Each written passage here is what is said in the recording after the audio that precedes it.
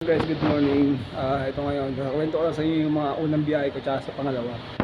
Unang biyahe ko, medyo nangangapa pa ako dahil yung layo ng biyahe, kakaiba.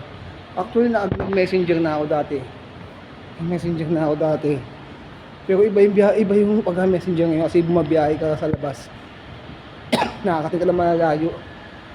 Hanggang Eastwood, Uptown, McKinley. Yun.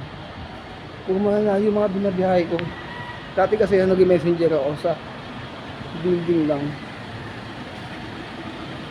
Building lang ako nag-messenger pa. Bawat floor lang. Bawat floor lang ako pinipuntahan ko. Siguro nanibago ako ngayon kasi mukhang na ako. Labas ako ngayon sa labas. Hindi kagaya nung nag-messenger ako dahil sa building lang. Yun ang pagkakaiba.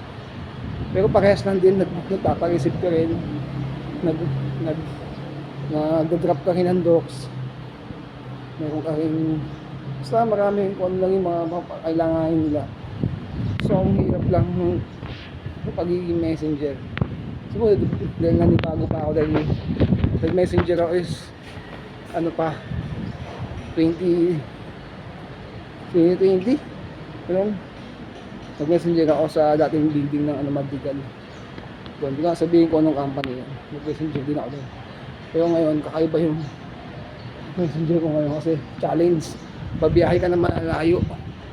Tsaka kailangan, tandaan mo yung kung yung inutos ng inutos ng admin sa'yo kung ano yung pupuntahan mo, hindi yung magsasuggest ka ng sarili mong biyahe. Now, depende ka sa ano maunahin mo. Medyo sablay ako ng pangalawang biyahe ko dahil nag-decide ako na ako na yung unahin ko yung mas marami.